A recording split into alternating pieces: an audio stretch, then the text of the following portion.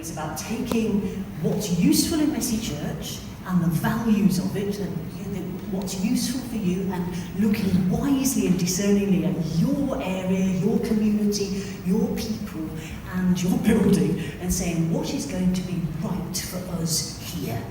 And how can we use this idea, be full of integrity to the wider picture, yes, but how can we do it in a way that suits our church tradition and serves the people around us?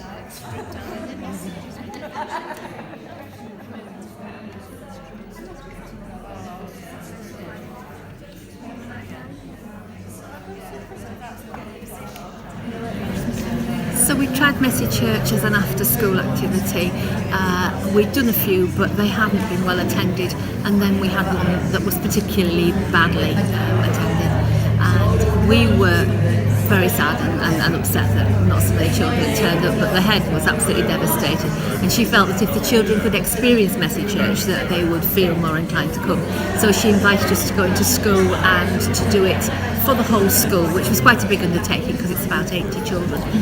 So we did the first one for Pentecost, and it was a great success. Everybody ended up covered in orange paint one way or another. And then a neighbouring school has also expressed an interest, and so the last Messy Church we did the same programme in both schools.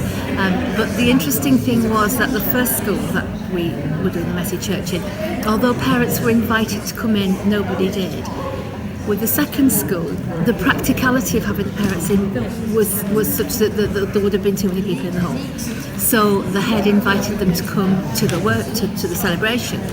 And actually we had a lot of parents turn up, and it looks like we've got a lot of parental interest there. So we're hoping that we can recruit some of those to a new Messy Church team for that school.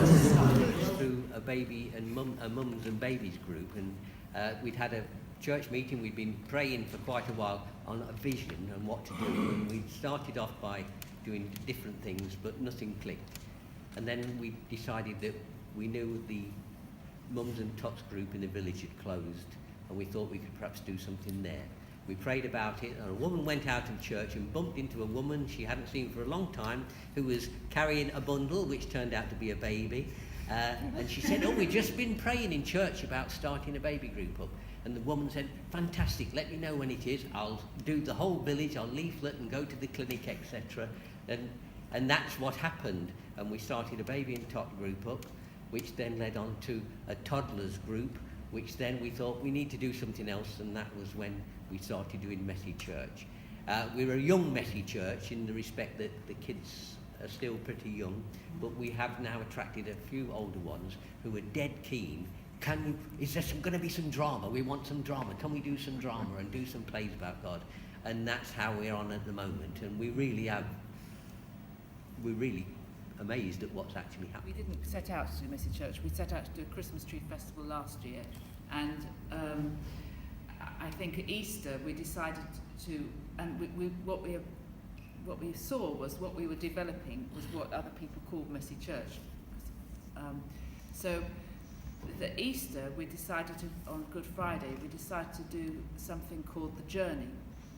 The church was stripped, so the altar was just a table. And we had about six children and their parents with us. And we started the journey by washing their feet, and then doing the Last Supper, and then doing a court place. And then the idea then was for Christ to go on the cross. And this is all supposed to stay in our little church. We started this, but when it came to the Last Supper, we'd laid down it, so the children had to lay down eating the Last Supper like Jesus would have done, laid down on benches. And I insisted that they did this, and that I asked one of the oldest boys, I said, do you think you could just give out the bread and wine? That's all I said. And he went out and said, this is my body, this is my body, this is my body. He doesn't come to church as far as I know. And then with the Ribena, this is my blood, this is my blood. And it just took off.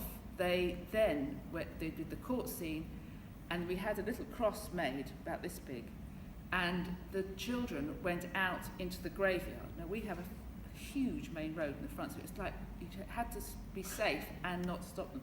So they went out into the graveyard, they went right up top, and then they crucified the youngest child on the cross, so that, because the child fitted through, and then they ran down again, all the way down back through the graveyard, and came back into the church, and then took all the blankets and the cushions and made a tomb and put Jesus in the tomb, and then they all got on it and they said, that's where we are.